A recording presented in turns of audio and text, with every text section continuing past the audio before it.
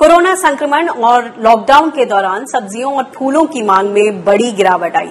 बाजार की कमी से लेकर कीमतों में गिरावट तक किसानों को भारी नुकसान उठाना पड़ा। यही वजह है कि अब किसान उनकी खेती करने से डर रहे हैं। देखिए ये रिपोर्ट।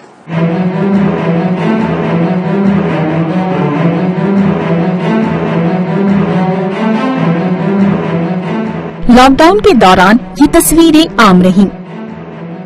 एक से बढ़कर एक खूबसूरत फूल, गुलदस्तों से लेकर मंचों तक माहौल को खुशनुमा बनाने वाले फूलों का लॉकडाउन के दौरान ये हाल हुआ।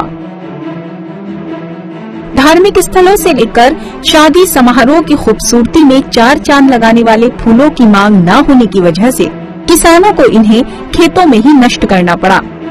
इसी का नतीजा है कि किसान अब फूलों की खेती से मुंह मोड़ रहे हैं। गेंदे के फूलों की खेती में 60 से 70% की गिरावट आई है। बहुत डल चल रहा है। पहले तो खरीदते थे बहुत सारे फूल यहाँ से, जितने होते थे लाइक हम 30% भी खरीदते थे यहाँ से, तो अभी बहुत कम हो गया है। लाइक 5 से 10% ही खरीद रहे हैं। यहाँ से ज्यादा खरीदारी भी नहीं हो रही और बेचे भी किसी को इतना सेल्स नहीं है। ऐसा ही हाल सब्जी उगाने वाले किसानों का भी है। अब भी भले ही आम लोगों को सब्जियों की ज्यादा कीमत देनी पड़ रही हो, लेकिन किसानों की सब्जियां या तो खेतों में सड़ रही हैं या किसान उन्हें कौड़ियों के दाम पर बेचने को मजबूर हैं। शायद इसी का असर है कि सब्जी बुआई का रकबा इस बार कम हुआ है। समाचार पत्र हिंदू बिजनेस लाइन की खबर के मुताबिक सब्जियों के बीज खरीद में 20 से 30% की गिरावट आई है। ट्रांसपोर्ट, मंडियां बंद होने और सही कीमत न मिलने को इसकी बड़ी वजह बताया जा रहा है। घिया, तोरी, पेठा, हर तरह की प्योद मतलब अपने यहाँ से बना के रेडी करके जो भी फार्मर मेरे से लेने के लिए आते हैं मैं उनको सेल आउट कर देता हूँ। अच्छी वैरायटीज लगाता हूँ। बट ये है कि जैसे अभी लॉकडाउन चला हुआ है तो इसकी वजह से थोड़ा सा रेट थोड़ा हमें डाउन मिल रहा है। स्टार्टिंग में मेरी जो कैप्सिकम थी अच्छे रेट पे निकली हुई है, अभी थोड़ा सा कम रेट में गई। किसानों को हुए नुकसान और सरकार की उदासीनता ने सब्जी फूलों की खेती पर बुरा असर डाला है। ये तो साफ है कि किसान बड़े नुकसान और संकट से जूझ रहे हैं। अरबी है, शिमला मिर्च है, लहसुन है, अदरक है, बहुत सी सब्जियां हैं जिनके पैसे दाम बढ़े हुए हैं, बारिश के कारण बढ़े हुए हैं। पेट्रोल डीजल की कीमतें भी बढ़ गई हैं, भाड़े भी बढ़ गए हैं। कुछ इस बार फसल भी कम हुई है, तो फसल अब जो है स्टोर से आती है तो वो धीरे धीरे कम होती जा रही है। तो रेट नेचुरली बढ़ेगा ही। बढ़ोतरी कम हो रही है टमाटर की इस टाइम बरसात की वजह से, तो इसलिए थोड़ी महंगाई है नहीं? जब बढ़ोतरी हो जाएगी तो रेट सस्ता हो जाएगा। लेकिन सिर्फ किसानों को ही नहीं बल्कि सब्जी की कम बुआई से उत्पादन कम होगा और उत्पादन कम होने से दाम बढ़ेंगे।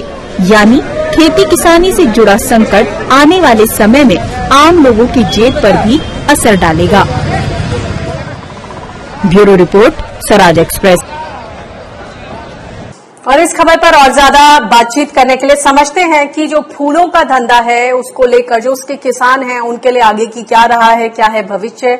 इस पर बातचीत करने के लिए हमारे साथ हैं इंद्र शेखर सिंह, जो कि डायरेक्टर हैं policy and outreach, national seed association of India से। आपका बहुत बहुत स्वागत है इंद्र। ये बताएं कि जो किसान है फूलों की खेती को हमने दिखाया कि कोविड काल में कुछ 100% उनका धंधा पूरी तरह से चौपट हो गया। अब आपको क्या लगता है स्थिति कैसी बनी हुई है? आगे की अगर भविष्य की बात करें तो इनके लिए किस तरह के विकल्प? अनिका जी शुक्रिया। सबसे जरूरी बात यह है कि जो छोटा और जो मध्यम किसान है फूलों का, उसके लिए स्थिति बहुत ही ज्यादा गंभीर है। आपको मैं बताता हूं, ये फिगर्स मुझे मिल रहे हैं महाराष्ट्र से लेकर उत्तर प्रदेश, राजस्थान और अन्य कई इलाकों से। जो लोग गेंदे की खेती करते हैं, चाहे वो छोटे किसान हो या बड़े किसान हो, इस बार आप समझिए कि 60 to 70% ड्रॉप हुआ है गेंदे की खेती में। क्यों?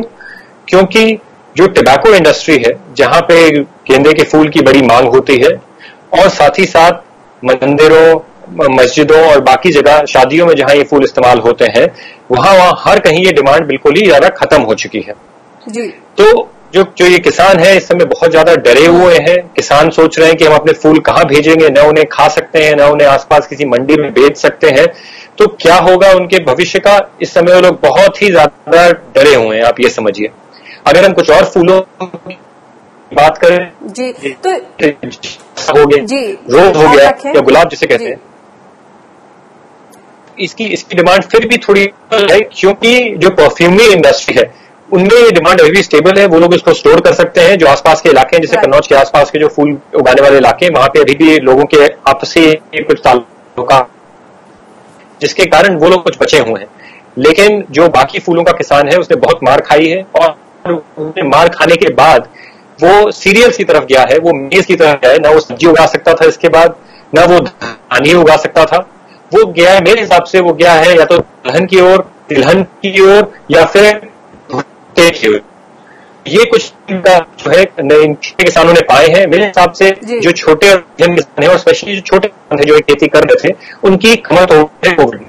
जी, अगर इन फूलों की खेती करने वाले किसानों के लिए बीज की बात करें, जो छोटी छोटी पौध बनाते हैं, जो नर्सरी में, पॉली हाउसेस में, तो बीज की उपलब्धता भी काफी बाधित रही। जो जून के महीने में बुआई होती है, तो ऐसे में जिनके पास अपने बीज थे, बताया जा रहा है कि वो किसान भी अपने बीज बहुत हिचकते हुए लगा रहे थे और कितनों ने रोक भी लिया।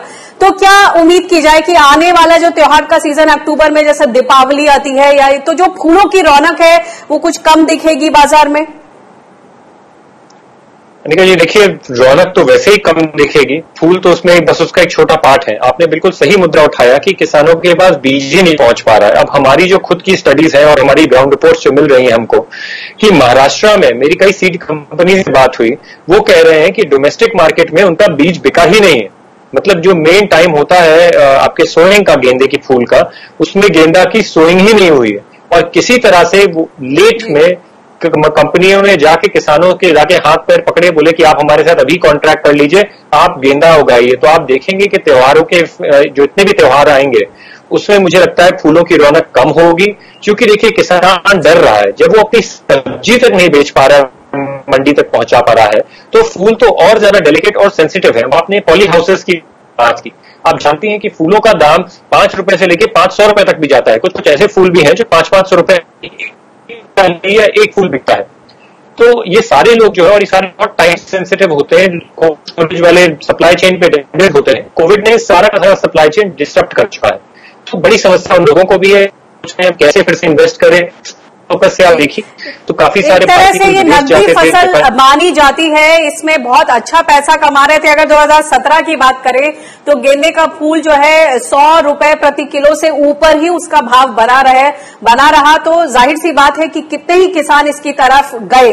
लेकिन अब जो किसान फूलों की खेती विशेषकर करते थे, छोटे किसानों की बात करें, मध्यम मझोले किसानों की, इसमें से कितने ही किसान बटाई पर खेती, रेंट पर लैंड लेकर खेती करते हैं। और ऐसे में जो सरकार की तरफ से कोई मदद भी मिली तो आपको लगता है कि वो काफी रही? क्योंकि कितने ही किसानों की शिकायत है कि एक तो मदद नहीं मिली, पैकेज में उनके लिए जो मदद है वो नदारद थी, और जहां थोड़ी बहुत मिली भी वो जो लैंड ओनर्स हैं उन तक गई वो मदद। जी देखिए, ये समस्या सिर्फ फूलों के साथ नहीं, हरी क्रॉप्स के साथ है, और हर प्रकार के छोटे किसान के साथ है।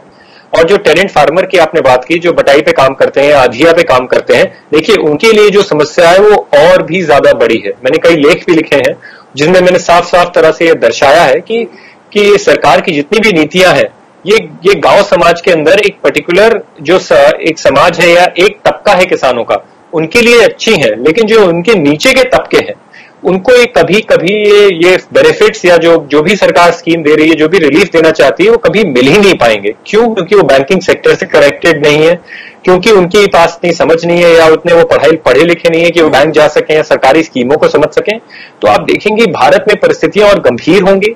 और मैं दर्शकों को भी बताना चाहता हूं कि छोटे किसान जो है, इस समय जो सबसे छोटे और जो बटाई पे काम करने वाले किसान है, उनकी हालत बहुत ज्यादा खराब होगी। आप देखिएगा कि गांव में रूरल अनएम्प्लॉयमेंट बढ़ने वाला है, और गांव में साथ साथ क्राइम भी बढ़ेगा।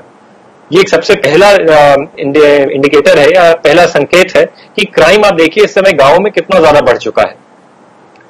इसी से पता चल जाएगा कि छोटे किसान कितने ज्यादा मुसीबत में है। और अब वहां से माइग्रेंट लेबर भी पहुंच चुके हैं, जिसके कारण परिस्थितियां और ज्यादा गंभीर हो चुकी हैं। जी इंद्र, ये बताएं कि वर्ल्ड नेचर कंजर्वेशन डे है आज के दिन, और इससे अच्छा दिन क्या हो सकता है जब हम वनस्पति, फूल, प्राकृतिक संसाधनों की बात करें, लेकिन जिस तरह की हम बात कर रहे हैं भविष्य का अंधकारमय दिख रहा है, भयावह तस्वीर सामने आई है। संक्षिप्त में जानना चाहूंगी कि आगे की इनकी क्या राह हो सकती है। आपने बोला कि ये शिफ्ट होकर सीरियल्स उगाएंगे या फिर कितने ही ठेले लगाने लग गए, चाय की दुकानें खोलने की तरफ जा रहे हैं, तो असल में सरकार को इन पर किस तरह का ध्यान देना चाहिए था, वो तो हुआ नहीं। अब आगे इनके लिए किस तरह के स्टेप्स आप सुझाते हैं? देखिए, सबसे पहले तो मैं एक और दर्शकों को बता दूं कि आप ये ना सोचिए कि भारत अगले 10 या 15 साल में भारत नहीं रहेगा। जो परिस्थितियां मेक्सिको में हुई है या ब्राजील में चल रही है, भारत उस तरफ बहुत तेजी से बढ़ रहा है। और अब मैं बात करूं, आपने कंजर्वेशन की बात की, तो हमें एक क्लस्टर अप्रोच माइंडसेट से, एक इंडस्ट्रियल फार्मिंग माइंडसेट से थोड़ा हट के आना पड़ेगा। हमें देखना पड़ेगा, हमें अपने क्रॉप्स के अंदर एक डिसेंट्रलाइज्ड एग्रीकल्चरल नीतियां चाहिए। हमें नहीं चाहिए कि जो दिल्ली बता रही है कि क्या करना है, राजस्थान या इलाहाबाद को, या इलाहाबाद के नीचे इलाहाबाद के गांव तबकों को, पुराओं को क्या करना है। हमें देखना पड़ेगा कि अगर मान लीजिए एक और महामारी आ जाती है, तो क्या हमारे तालुक और हमारे जो ब्लॉक लेवल पे है, क्या हमारे ब्लॉक से सब कुछ उगाया जा सकता है। हमें ऐसी प्लानिंग की जरूरत है कि एक ही डिस्ट्रिक्ट में या एक ही सब डिस्ट्रिक्ट में दाल भी उगे, तिलहन भी उगे, चावल भी उगे, गेहूं भी उगे, और जो उग सकता है, हर एक तालुक और हर एक ग्राम पंचायत आत्मनिर्भर हो। जब जब इस तरह से अपने जीवन में उतारेंगे और अपनी कृषि नीति में उतारेंगे, तभी भारत का कुछ हो सकता है। डाइवर्सिफिकेशन पर जोर देने की जरूरत है जी। वन डिस्ट्रिक्ट वन प्रोडक्ट और क्लस्टर बेस्ड अप्रोच जो है वो कहीं ना कहीं प्रैक्टिकल अप्रोच नजर नहीं आ रही है। बहुत बहुत शुक्रिया इस इनसाइट के लिए, बातचीत के लिए।